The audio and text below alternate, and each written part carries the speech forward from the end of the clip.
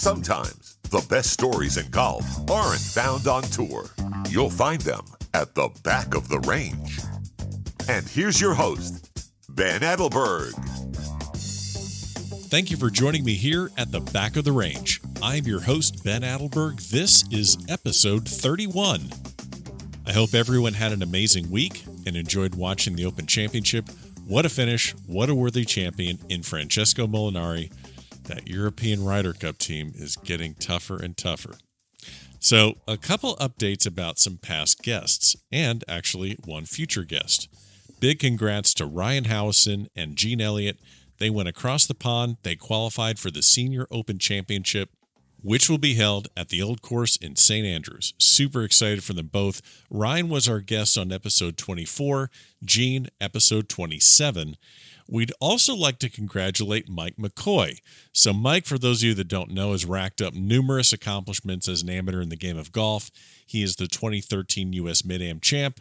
He played on the 2015 Walker Cup team. And the day before he left for Scotland, he said he'd join us here later this summer at the back of the range. So we have that to look forward to. Guys, good luck in St. Andrews. Hope you all have a great time. Before we get started, you know the drill. Couple housekeeping items. We are an Apple Podcast. We are on Spotify. You can find all of our previous episodes by going to the central hub of the podcast, thebackoftherange.com. We're also on Facebook, Instagram, Twitter. You'll find all that information in the show notes of this podcast. Remember, on Instagram, we started something called Free Towel Tuesdays. We have some caddy towels with the center slit in them. You can put them over an umbrella or an alignment stick. Has our logo on them. So follow us on Instagram. We give them away for free on Tuesdays. We're at the Back of the Range podcast. And everyone needs a golf towel. So pop on over there and tag some friends. We'll get you a towel. Again, if you like the podcast, please continue to share it with your friends on social media. We can't thank you enough for doing that. So episode 31, this was an absolute treat. Our friend Kevin Hammer, who continues to be a huge supporter of the podcast, helped set this one up. A few weeks ago, I had the thrill of visiting with Bob Murphy. Do you want a list of his accomplishments? Okay. 1965, U.S. Amateur Champion. Won it at Southern Hills. That was his first USGA event. In 1966, he won the NCAA Individual National Championship while at the University of Florida. Let's see, he's played the World Cup, Walker Cup, Ryder Cup. Multiple wins on the PGA Tour. Oh, he's also Rookie of the Year, too. Multiple wins on the Champions Tour. He worked TV, calling the Ryder Cup and the Masters. Murph has done it all. He's seen it all and shared some unreal stories about the start of the PGA Tour with Arnold Palmer and Jack Nicklaus, playing the Ryder Cup with Jack Nicklaus. That's actually one of my favorite stories. But there are tons of them, and this is going to be a fantastic episode. So without any more delay, Murph, welcome to the Back of the Range Golf Podcast. Can't thank you enough for your time and for welcoming me into your home office, letting me drag all these mics and cables all over your house. Is this the first podcast you've ever done? Well, maybe so. Yeah, I don't know. One thing, as I gotten older now, my memory's not what it used to be. Hell, I can't remember a lot of stuff that I forgot. So. Well, okay, that works. So I'm surrounded by a lot of these trophies here. Gosh, you have Florida State Amateur trophies. You have some professional accomplishments. If you had to pick one, you gotta leave the building with one of these trophies. Which one are you leaving with? Well, the heartfelt, of course, would be the U.S. Amateur. It's hard to deny that. As an amateur, working and learning to play, that winning that tournament was a surprise. Surprise to all my friends, surprise to the people that I beat. So that was good. And I know Arnold Palmer said it many times in our career being around him that winning the amateur really told him that he could play. He said, I felt like I could play better than even I thought I could. So sure. So it was a win on which to go forward. Yeah. Right. So you mentioned the U.S. Amateur and your beginning in the game of golf. We always kind of try and highlight how each person that's been a guest on the podcast, how they've gotten started in the game. And yours, it's amazing how the different stories kind of come through in each and every guest, but yours is incredibly unique. So give me just a brief history of growing up and getting into the game, and how it really was a little bit of just an uncertainty of how you got started. Yeah, I grew up in a phosphate mining village up in Mulberry, Florida. Our village was in a town called Nichols. And so guess what? There were no golf courses. Okay. But my dad played. He would drive to Lakeland and/or Bartow to play. And in the summertime, I used to caddy for him. And I never really, as a crazy young kid who played baseball and football, I tried basketball, but to no one's surprise, I wasn't quite fast enough. So I said, well, the heck with that. But I learned a lot from working for my dad, not the least of which was he spent an awful lot of time practicing his short game, chipping. He'd walk out of the back of the house and throw down 3 balls and chip them at the base of a tree or something like that. And then he'd try to hit the tree 2 or 3 feet above the ground. And so he had learned how to practice. And the thing that I learned about golf was when I caddied for him, he gave me $1 and he bought me a hot dog and a Coke. So I figured I didn't really care if I had anything to do with golf at all. These people were cheap. give me $1. Come on. So, but I started to get a little hankering for golf, and I went away to school to play baseball for the University of Florida, and then I re-injured an old injury, and I couldn't throw overhand. My shoulder had been separated, and it would become dislocated without much problem at all. And I started playing golf, mainly for something to do because I was in pre-med at the time, and I wanted to be a pharmacist. And so I was studying pre-med until I got to the labs when they would give you a glass of something and say, tell me what's in that. So I said, wait a minute, to myself, I should be out hitting wedges. I should, this is not going to work. So I got out of that and I got into education and coaching. Coaching I knew would be fine with me because I had so much good coaching when I was in high school and made all the difference in my sports abilities. Yeah. So if you don't get this injury to your pitching arm, right, your path to golf is pretty uncertain at that time then.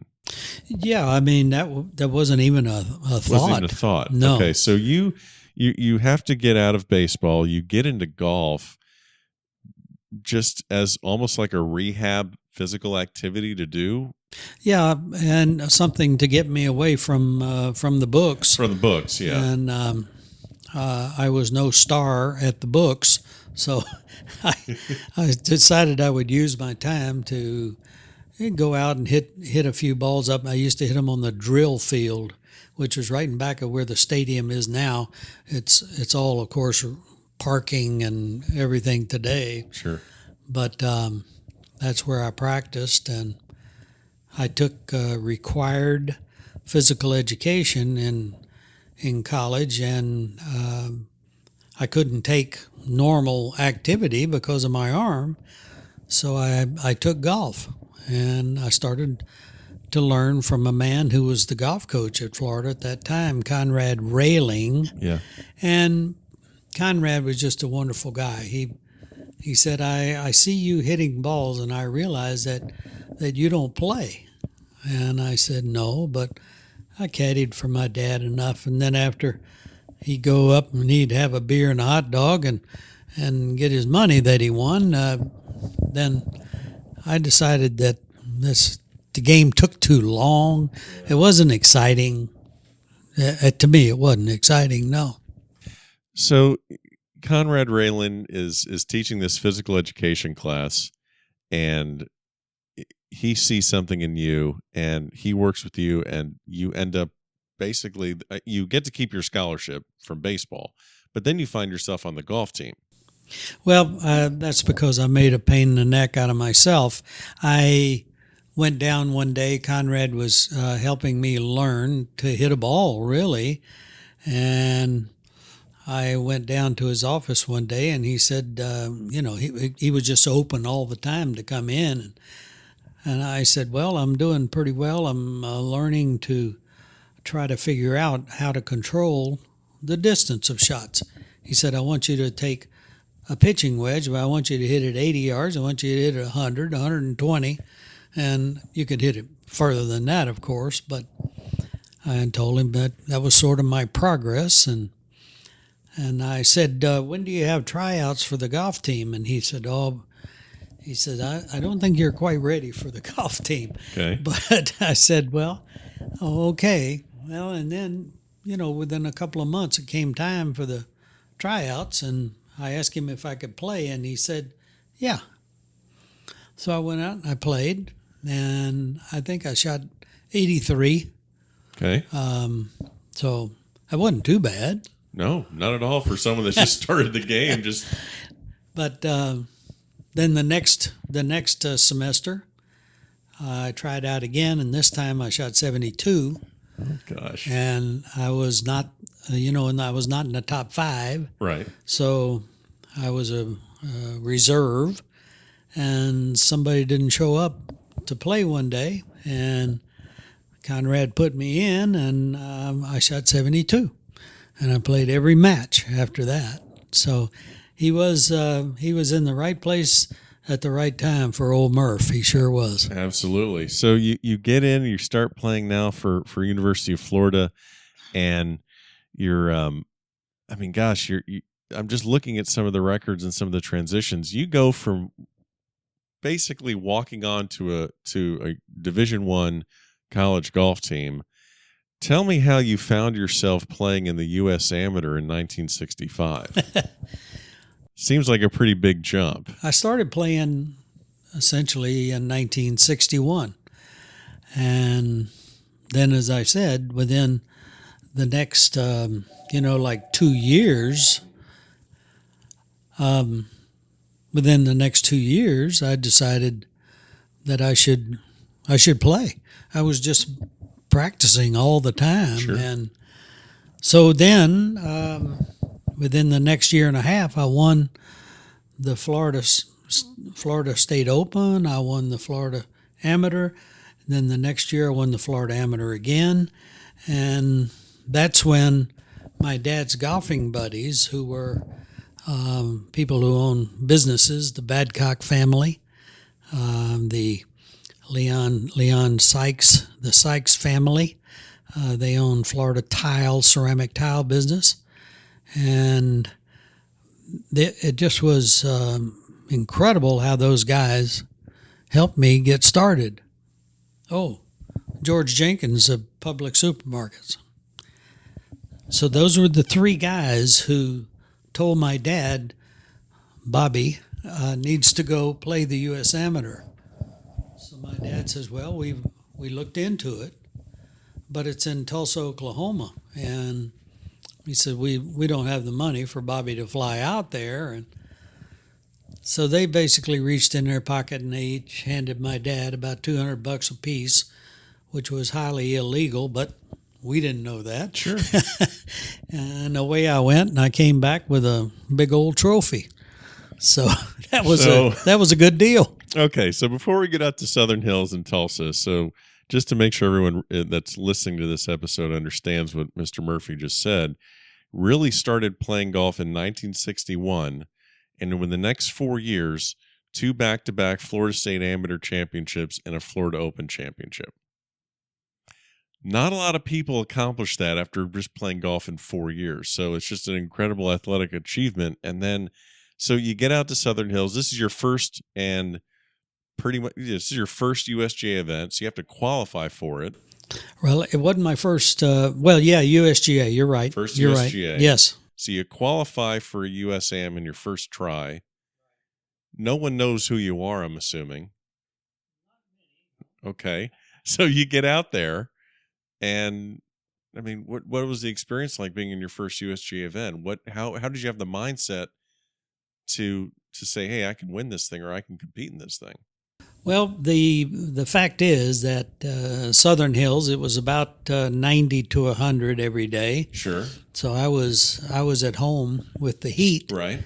I knew a lot of my college buddies were there playing, which they did and had for quite a while, and so I was at home with that, and so I was a lucky guy, and I got a lot of help from a lot of key people, and I guess I should say that I took advantage of it. Hey, you have to. You get your spot. You gotta take it. So you win the U.S. Amateur. You go back to Florida the following year, and you win the individual NCAA national championship. Right. Well, it just was all playing in. I remember some of my pals from California who they were very surprised to learn, that I could win the state amateur a couple of times and whatnot, and so I didn't find that too exciting because I didn't truthfully understand that I wasn't supposed to do that. I wasn't supposed to win. Sure. So that's where the athletic background allowed me to stand on that pitcher's mound and throw at anybody. And I didn't have all the statistics they have today to tell me that this guy, if I threw it on the outside right corner, he was going to kill it. Right. So I didn't know that, so I threw it all over the plate. I threw a lot of crazy, loopy stuff, and it was not easy to hit. So your athletic background in baseball just kind of led into your mindset in golf, so to speak. What you're saying is, right. Hey, I'm teeing it up just like this guy is, and I don't know him, and he doesn't know me, and who cares? Let's go see what happens. Yeah, exactly right. And in that regard, I was lucky because having Conrad work with me, and there was a pro in Lakeland. His name was Jackson, and he was at the local golf course in Lakeland, and then went with Mr. Jenkins Public Supermarkets out to build a golf course there in Lakeland, and it's called the Lone Palm. Yeah, and it was a beauty. It was a beauty. It was a Dick Wilson design, and I always remember when I was practicing, I told Mr. Jenkins, I said, I don't know if you know this, because Mr. Jenkins wasn't the best golfer. I said, I hit every club in my bag every time I play a round of golf here. So that means that Dick Wilson was that good. And it still is today. It's a terrific golf course.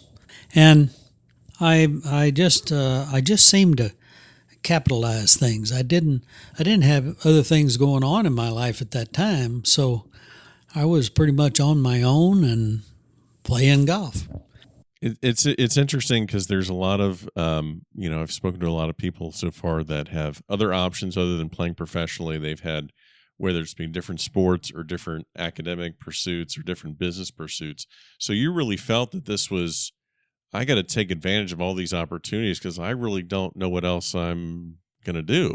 Well, when I graduated from college, I was offered a job to work as a coach in a private school down in Fort Lauderdale, and my annual salary would be $5,200. That's $5,200. Yeah. And I didn't know much about money either because I didn't have any. So that, however, didn't last long. I went to the people who helped me get to the U.S. Amateur, and I went to work for them in the ceramic tile business. And I lasted about probably 3 or 4 months. And I went into the president of the company, and I sat down and I said, I think I want to learn how to play, and to learn how to play, I need to play places I can't afford to go, and I want to play, probably want to play professionally. I'm going to have to make that decision pretty quick. I'm out of school now, and I've won some stuff, so maybe this is the time. So he said, "You're right." So I walked out, and 2 days later, he confronted me with a list of 20 members at Lone Palm Golf Club who had donated, or were going to donate, $2,000 apiece to send me on the tour. So that's the kind of support I had. Yeah. Then I knew that, for whatever reason, turned out to be a very good, logical thinking. I told Mr. Sykes, I said, I don't want 20 people backing me, because let's just say that I go out and I miss cuts, and how many phone calls am I going to get from my sponsors? And I might not have all the right answers for them. So he said, "You're right." So he says, "I'll take care of it. I will back you, and we'll be partners." So there you go. That's what we did. Nice. And I signed a 3-year deal with him, in which I would pay back the expenses, and then I would get 60%, and he got 40%. Gotcha. And so I came back after my first year, and we sat down, and I was going to write him a check to pay the percentage, and he said, no. He said, that's over. That was just a contract. That's okay. Interesting. So I paid nothing. Matter of fact, he paid for all my expenses. Wow. So, anyhow, that's what happens to people who are really, really lucky, and it just shows what kind of person my dad was too, because he worked in a fertilizer plant, and these guys were in these big businesses, but he was their choice for playing golf and having fun, and so it's the Irish are lucky. There you go. So you turned pro in '67, and you're on the PGA Tour in '68. You had an amazing rookie season. You won back to back in Philadelphia, and then you won the Thunderbird. And you said, I'm just chuckling because of how ridiculous the money is on the PGA Tour right now, but you set an all-time rookie record of $105,000 that year. Right. Big time. Beat Jack Nicklaus's record by 50,000. There you go. That's how low the money was. Of course. Yeah, I did a thing. I was given a talk, and I started thinking about what kind of money would I have made if, and this was 2 years ago. Oh, don't do that to yourself, Bob. I did. Oh, gosh. I made, in round numbers, I made $1.6 million on the regular tour. And I made a lot because I won 11 times on the senior tour. Right. So I did well there. But if I had my record, and I only did it on top 10 finishes, I didn't even go to 20th. Today, you finish 20th in a golf tournament, and you win about 120,000, 20th spot. So anyway, I did this for top 10s, finishes only. I would have won $49 million.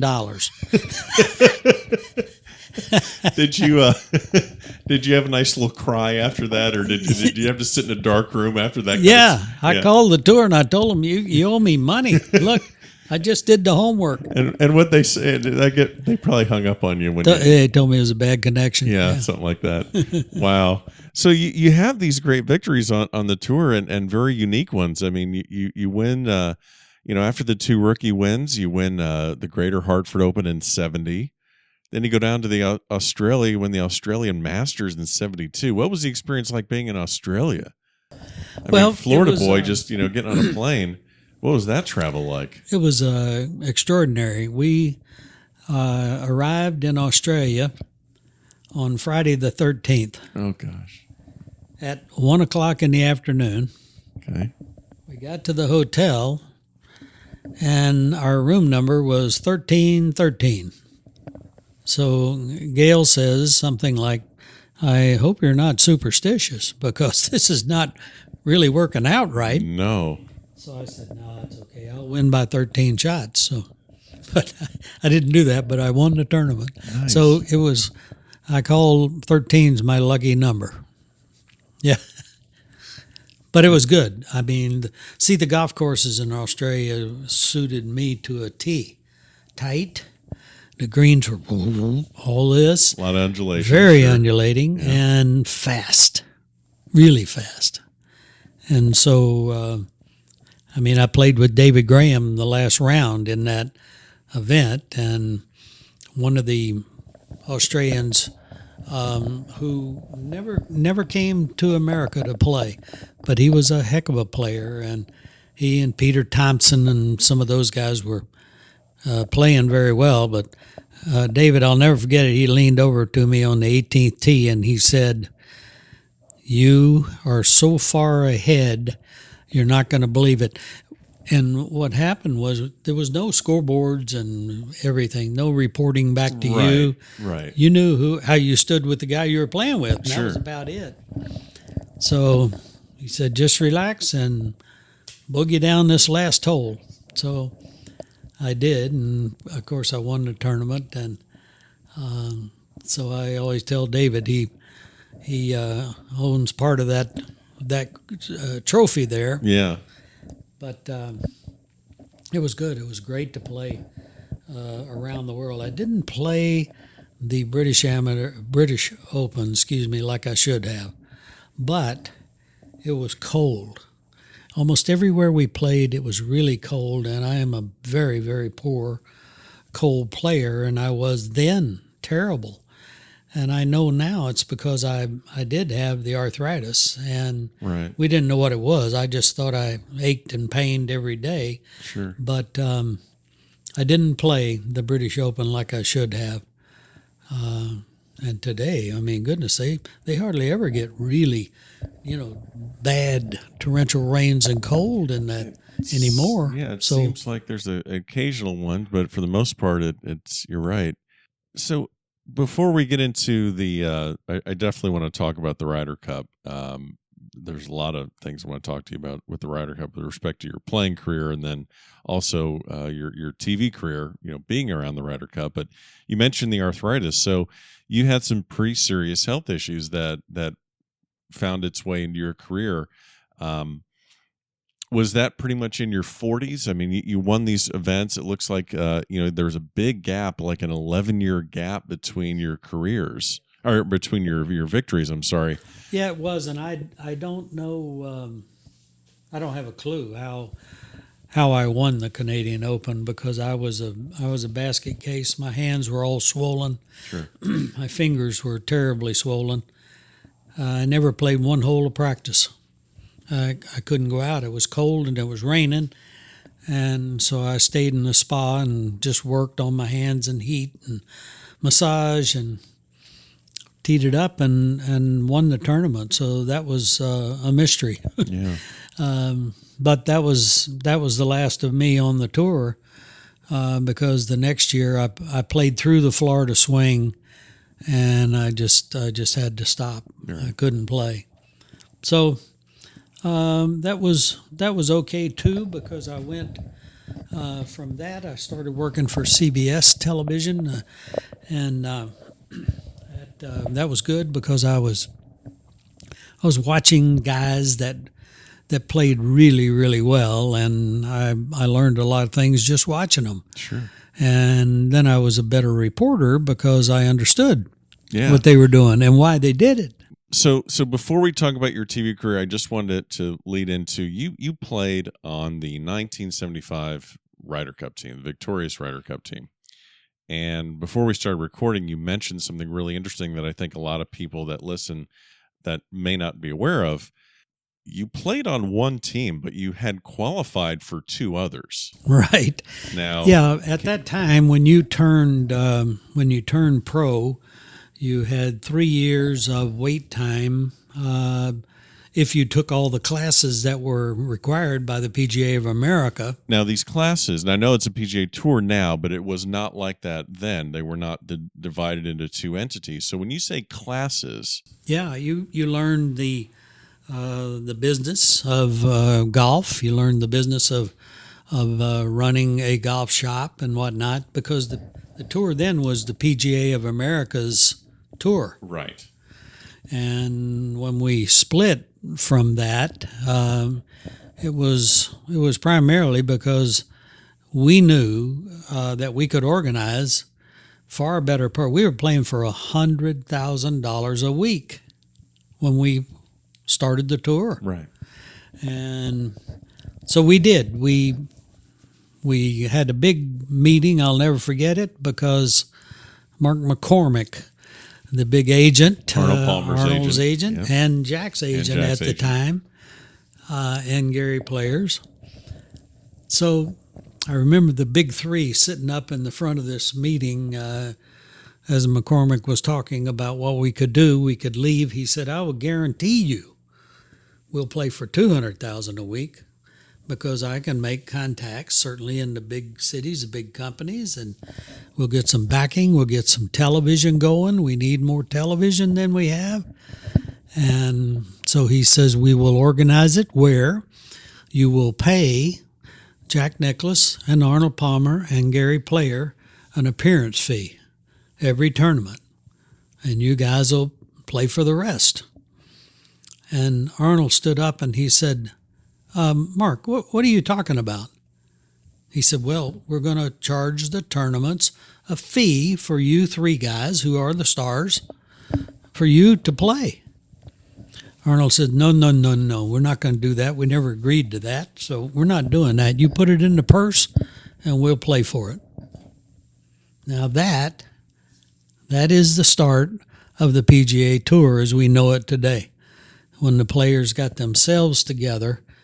And with Arnold's statement, it was done. And this is Arnold Palmer as the marquee player in the game. Right. Instead of him saying, "Yeah, give me that money for myself," Right. he said, No. The collective needs to gain from this. Let's all stand together, shoulder to shoulder. And so, brilliant move on his. So he really saw down the line what needed to be done for the tour to grow. Yeah, he did for sure, and they later corrected the European tour, because they were paying, certainly paid Jack and Arnie and Gary to come over and play and whatnot, and they continued that for a lot of years. So they were throwing a lot of money out of a purse to the 3 or 4 stars to come over and play, and Right. They finally realized that was wrong. Sure. So, yeah, the tour then, we started to grow, and you had to realize that Arnold and Jack and Gary and some of the bigger name pros at that time, Don January, Sam Snead, they were saying, "Guys, we're going to have these tournaments. We got to play. You can't just play 2 weeks and go home for 2, and you got to play." Yeah. So we were able to kickstart that. The tour today has a problem, as they've had since I was on the PGA Tour, and that is getting the stars to play more than they do. Right. Tiger plays, 13, 14 times a year, and by the way, it's usually the same 13 or 14 tournaments that he plays. That's no good. Yep. It's no good. But I don't see Tiger expressing any real concern about that. No, I would agree. I the roster on this, just getting back to this roster on this Ryder Cup team that you were on, this is the only one you played in. Your captain was Arnold Palmer. Right. And looking at this team, I mean, half of the members are in the World Golf Hall of Fame. Right. You got Casper, Floyd, Geiberger, Lou Graham, Littler, Nicklaus, J.C. Snead, Trevino, Weiskopf. There were 3 rookies on that team. You were one of them. The other 2 were Johnny Miller and Hale Irwin. Right. I mean, yeah. Did you have a sense of what you were getting into on that team when you just looked around? Well, you knew that it was not going to be much of a competition. That you Right. knew. And you're 32 years old at the time. That's how old you were when you're on that team. So you're looking around, and you're gonna just destroy GB&I because they weren't Europe at that time. That's right. It was after that tournament, as a matter of fact, that Nicklaus started the rumbling. We need to change this, and it will become a competition. And that's what happened, and it sure is now. So that was a very positive move on and for the Ryder Cup itself. Sure. And your first match, so you went. Let's see. So you played the Saturday afternoon 4-ball with Jack Nicklaus. Right. How was that experience? Did he come to you and say, "I want Murphy," or how'd that work out? Well, what he said was on the like the 3rd hole after I hit 2 drives. Yeah. He said, in practice rounds, I've been hitting 7-iron to this hole, and now I'm hitting a 5-iron off of your drive. So I said, "Oh, okay. I'll try to improve that." So then we got on the next hole, and Jack hit it out in the trees, and I said, "Jack, I play from the fairway. Is there any reason you can't hit a damn fairway? This is not fair." So he was playing terribly at that time, and he was I think he was just tired from what he did and how he did it, and he did all the time. Sure. So he just sort of wore down, and there was the player, Brian Barnes, his name was. He wore fishing shorts and a hat with lures in it, and all this guy had 3 or 4 beers in his golf bag. Perfect. And he beat the tar out of Jack Nicklaus. So at the end of the deal, I asked Arnold if I could give an award to the player that played the best for the European squad. He said, "Sure," or for the Great Britain and Irish squad. Right. He said, "Sure." I gave the award to Nicklaus. So well, we're riding home with Jack in his plane after the event, and He still gave you a ride in his plane after. Jack says the restroom is right in the back, and that's your seat. So just go on back there and Nice. get away from me. That's great. That's great. So you're a rookie on the Ryder Cup team, just giving Jack the needle the whole time. That's awesome. Oh, Jack is a needler, boy. Oh boy, he's a funny guy. They pulled a lot of stuff. But yeah, that was terrific. And I qualified in '71. I turned pro as I started in '68, and I qualified. Well, I qualified for the Ryder Cup in '69, and then I qualified again in '71. But I couldn't play because Right. I didn't have that 3 years in to get the credentials from the PGA. Yeah, I just think of what that would be like today. You got to go tell Jordan Spieth that you can't be on the Ryder Cup team because you need to go take classes on how to run a golf. Well, yeah. they got it right. Yeah, they They did. got it right. A guy gets on the tour, then they just changed. They got different classifications now. Right. You won't be a certified Class 3, I think it is, PGA of America professional until you complete the schooling and Right. whatnot. But then the tour is another category, Class 1 or something. Yeah. So they got it right. Yep. So this wasn't your first experience with the Ryder Cup, but you mentioned briefly your career and how you got started in TV. You covered several Ryder Cups as a hole reporter. Right. And I believe it was around 2002 to 2008. Yeah. So you're inside the ropes on certain matches. So I believe the 2002 was the Belfry, if I remember correctly. Yeah. Remember my memory. That's okay. Well, I'm doing the best I can too. So. But yes, I didn't do a lot of on the ground in those. I had a tower, Okay. and in that tower I would do 3 or 4 holes. Okay. And so that was good too. I could see a lot from there, and I had all the monitors, so I could really see stuff happening or anticipate stuff happening. I really enjoyed that. It's a tension built deal now, and Gary Koch and the guys, Roger Maltby, on the ground like that. They do a terrific job of holding you in there Right. with what's going on, and it's because the producer is he's the best in the business, Tommy Roy. Yep. And he was easy to work for, and he did a terrific job. Sure did. You've been at the Ryder Cup and you've played in the Masters. You also worked TV at the Masters. Yeah, I did. I worked for CBS probably 8 or 9 years, and then they wanted me to quit playing.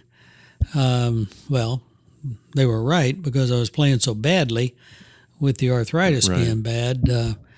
But I still had that sparkle that I thought I should be playing. You know? So I turned it down, and Gary McCord came in, and I told Frank, I said, McCord's the guy. He's the guy that has the great sense of humor, and he might get away from you a few times. And so Frank said, he won't get away from me, Murphy.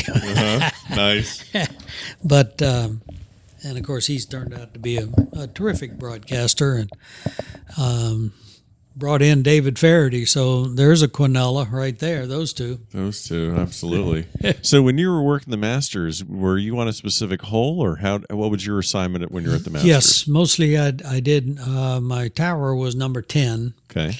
And then when we finally moved to the front side, I usually got 10 and 5 or 6, the par 3. Right. And 10 today, they don't treat that hole right today. How so? They don't cover that hole to say to you at home, this golf hole, the tee is 110 feet above the green. 110 feet. That's almost a 10-story building. Right. And the green from a downslope, usually a downslope, unless you kill it, now they all do, they knock it down in the flat. Right. That green is difficult, really difficult. It's got an amazing amount of tilt and roll, and it's just not covered. I remember one of the last tournaments I did, I said, when Greg Norman came through, I said, if Greg Norman could have made par on this hole every time he played the Masters, he would have won 3 times.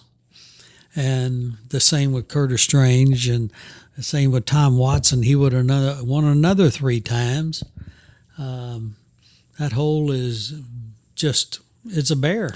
There's been a lot of amazing things that happened at that hole. I mean, I'm just off the top of my head, I'm thinking about, let's see, so 84 Crenshaw making birdie there. Right. Were you on 10? Were you on 10 at Which that I time? called. Okay. I think I said the greatest putt you've I've ever seen. Yep, I remember that now. Okay. Yeah. So I remember that.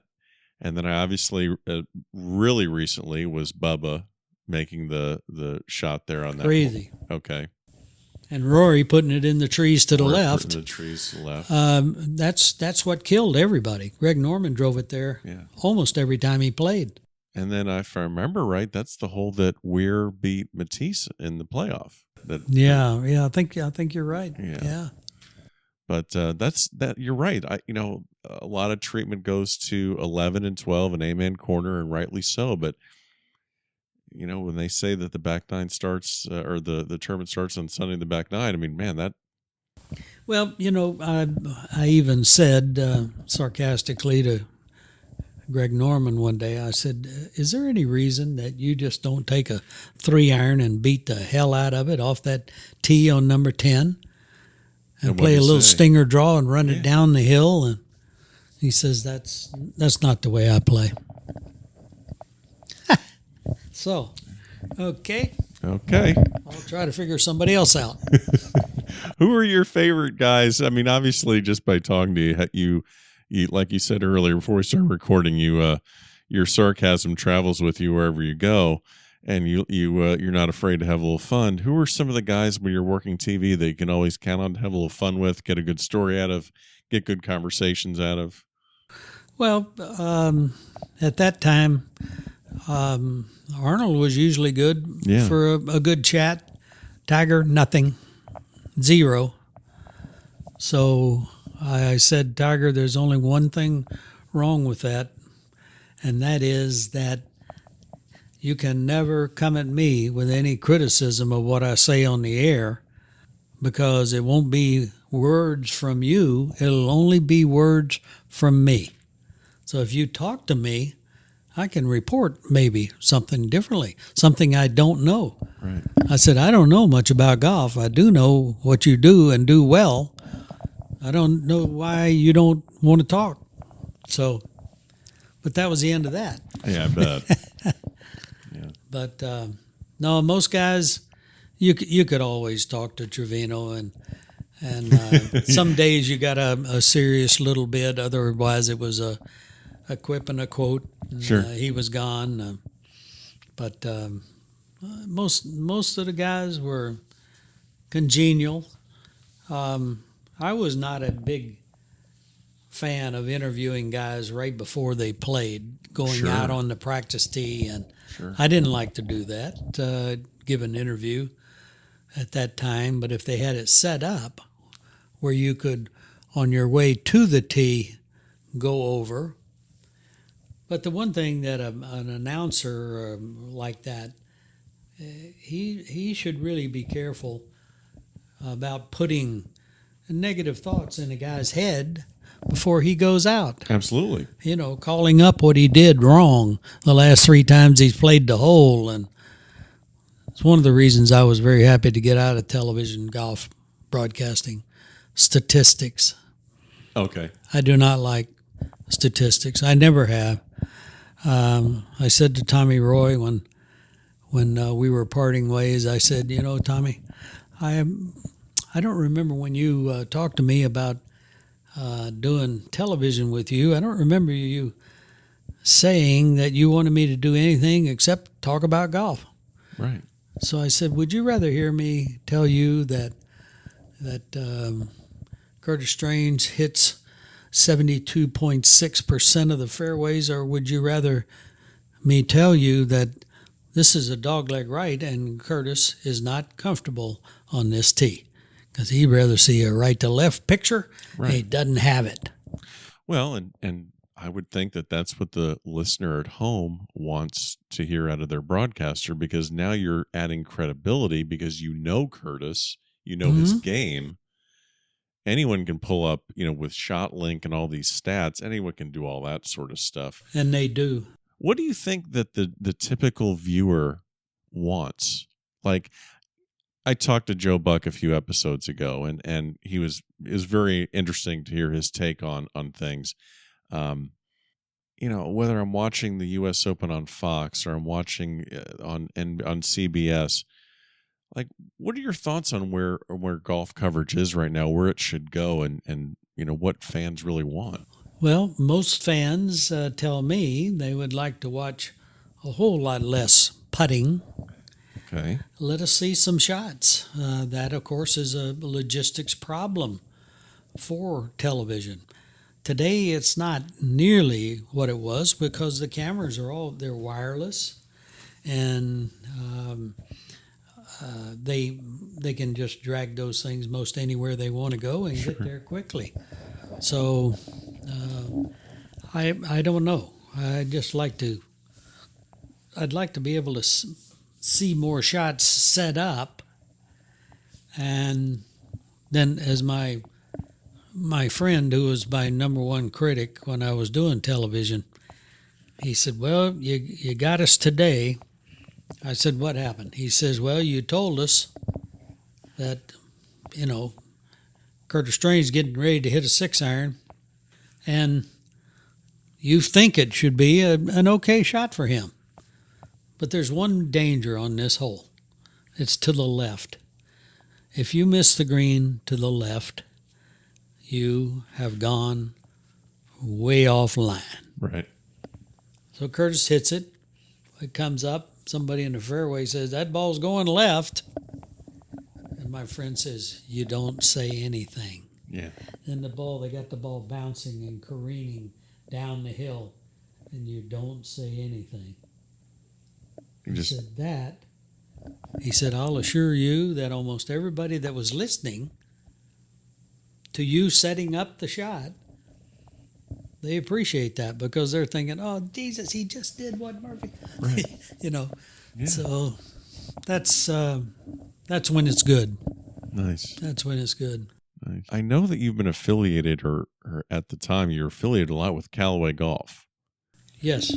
And played a lot of their early stuff. And I know everyone knows Callaway now. Phil plays Callaway, and a lot of the top players and their Odyssey putters. And but when you started playing Callaway with the original Big Bertha, which I think in their first year was about 190 cc head. It was the ugliest bat you ever saw. Okay.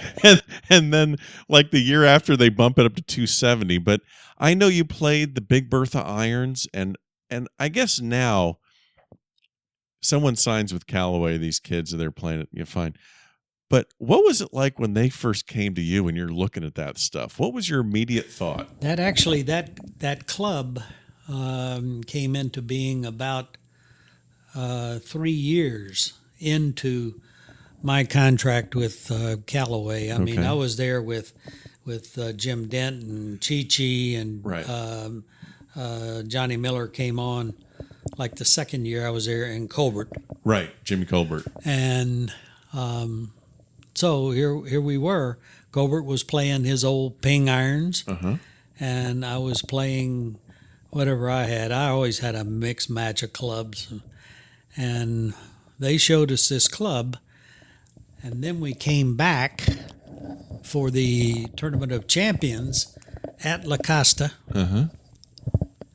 and Ely Callaway says, "Nice bonus for anybody that plays these clubs." So Colbert and I both played them, and I lost the tournament on the last hole to Nicholas. Because of those damn clubs. You hit the ball farther with them. Sure. And you hit it more solid. And the last hole at La Costa was always right into the ocean breezes coming at you, right to left. And so I was between yardages, so I opted for the 5-iron. And I knocked it over the back in the Kikuya junk. And I lost the tournament. And Ely was standing at the back of the tent. He was right there. And he says, "Young man, you have made me very proud." And it was the thing. I mean, we started that tournament. We went out with towels on our bag so nobody could see the clubs. Right. Okay. So these were like prototypes. Prototypes. Yes, they were. Now, were they I'm sorry, just to clarify, were they the woods or the irons or both? No, the irons. Okay, so the Big Bertha irons. Yeah. So this is kind of like after the S2H2 stuff. Oh, yeah, that was already in go and whatnot, but they were not real golf irons. They were darts. Yeah. But I've still got that set of clubs, and I'll tell you what, I could play with them right now. Okay. Because I was fascinated because I know you had to get past the look. Right. the top line on that club was that wide, Yeah, it was super thick. and you just didn't see it. You Right. didn't understand it. Did you have any question about whether or not you're going to be able to play those irons, signing and playing them on the senior tour, or did you just you really did? Oh, I knew I could play them. Yeah. Yeah, I mean Colbert the same way. Yeah. We knew once we got the grind on the sole Right. to our desire, then we could knock off a little bit of the top line, and you were in business. But no, they were the most solid club I've ever played today. Wow. The most solid club. Yeah. No, I was real curious about that. Well, I have just one other quick question. We have a little segment at the end called the Quick Bucket. So these are just kind of random questions. Well, if you could, other than yourself, this is a delicate question. All right, whenever I talk to a professional, but if it's a delicate one, if you can give a major championship to anyone in history, can't be yourself. Sorry, who would that be? Wow. Well, I'd have to give Arnold Palmer one. PGA. Right. Yep. Dave Stockton beat Arnold and myself at Southern Hills. I was comfortable there. And Trying to remember, was that 71 PGA or 74? It could have been 70, 71, 72, right in there. Something Yeah. like that. And Arnold and I finished tied for second. And I guess, let's see, my buddy Watson, he doesn't have a PGA, does he? I don't think he has a PGA. Yeah. So those are the guys that I feel for. Yeah. The same as I feel about not winning a major myself. Yeah. What was your favorite major to play in? Which is the one that you felt really kind of... Almost always the Open. Yeah. It was the toughest. Fairways were not as wide, and the greens were firm and fast. And U.S. Open. that was me. Yeah. Yeah. Augusta was totally out of line with me because I played a fade, same as Trevino. Yeah. I played a fade, and about 17 out of 18 holes at Augusta go. Yeah. So dogleg left. Dogleg left, hit the mounds and scoot. Right.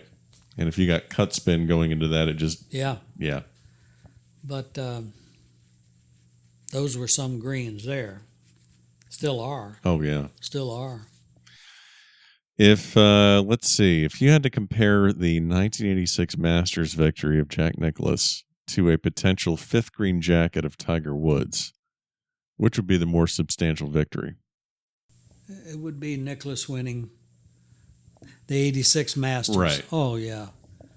Yeah, that was an odd year. I mean... and you were there for it. Raymond Floyd, yeah. Raymond Floyd won the Senior Open, right? No, well, let's see, 86. Oh, 86 he won the U.S. Open. He won the U.S. Open. At Shinnecock. Yeah, Jack won the Masters, and I won the Canadian Open that same year. Yep. So, but yeah, that was some win, and I've read and I've listened to Jack talk various times about that. He actually, I guess after he birdied 9, he really got the feeling that he could play the back 9 better than anybody there, and if he played it a little extra well, that he'd win or could win. Well, Murph, you've been great with your time. I wanted to get this one last story in. We started talking about it before we started recording. You were telling me about your first day on tour. What is that story? Give me that one. Okay. I have just driven from Florida with my card to play the tour, and I arrived to California, and it took about 12 and a half days, I think. It was just incredible how far it was. I had no idea. I was just a young guy with nothing but thoughts about golf, for heaven's sakes. And so anyway, I get out there, and I go out to the club, and so I go to hit some balls. And that day, you didn't have a driving range. Okay. At Pebble Beach, there was no driving range. So your first day on tour, you're at Pebble. Yep. Okay. My first tournament. Good start. And so I go out and I go to pour down my golf balls. You had your little shag bag. Sure. I poured the balls down, and I realized I've just poured them down next to Arnold, who was really working hard, and somebody else. And so we're hitting, chatting, and Arnold says, "Well, welcome to the tour, Murph. Good to see you." I said, "Boy, I appreciate that, Arnold." I said, "I am just a little bit nervous about this whole deal." He said, "You'll be all right." So about, 10 minutes later, Arnold says, "Murph, can you see my caddy?" Those days the caddy went down, he picked up the balls, right? Sure. They shagged the balls. And so I said, "Arnold, I just hit your caddy with a driver right in the chest." Oh, and I did. I hit him right below the sternum, right there. Uh-huh. Whoop. Down he went, just like that. So Arnold says, "You think he's okay?" I said, "Well, I can't see him." And then the caddy started, "He's okay, he's okay." Uh-huh. So Arnold says, "Welcome to the tour, Murph. You just start out killing, by God, Arnold Palmer's caddy. Your first day on tour." It got better after that. Okay, good. Yeah. Good. Well, I can't thank you enough for the time. This has been a lot of fun, a lot of great stories, and a lot of great. Gosh, I still keep looking around this office, and a lot of great things, and a lot of great memories. But I'm glad you're doing this. It's a good way for people to get to know guys and hear them, and they've heard more from me than a lot of guys because of doing television all those years. But there's stories to be told, and the story about Arnold and the tour when we were trying to start. That's not a well-known story, and yet in my mind, there's no denying that had it not been for Arnold Palmer at that time, that night, I don't know what would have happened to the PGA Tour as an organization, because the PGA of America did not want that to happen. They didn't want to lose that tour. Right. But today, the PGA of America is a total different organization. They now have professional business people who run their business. At our time, they were guys who were club pros. Right. Went to be the president of the PGA and try to run it. That's a big business. Sure. God, I guess they got 25,000 members or so. Yeah. So it's a big business. But golf is good. I will say that I really think that golf has so much merit. I know I worked with Hook a Kid on Golf program up in West Palm for a lot of years, and I always felt we were doing a lot of really good things for kids. And our mantra was to introduce them to golf. We didn't teach them how to play. Right. We might fiddle with the grip a little bit or give them an idea of a swing, but it's pretty amazing, really. You can stick a club in the hands of a kid, and his first swing will be truly athletic. Right. Boom, he will take it back swing and be right on balance all the way through. And it's not the brain interfering, right. It's the hands. And I think that's why I knew I could play golf, because I could hit a baseball. I was a better hitter than I was a pitcher, and I knew that I could hit this ball laying on the ground. It was a great challenge, but I overcame it once in a while. Yeah, I think so too. Wow. All right, Murph. Well, I good. appreciate it. Yeah. Thank you very much for doing this. You bet. My pleasure.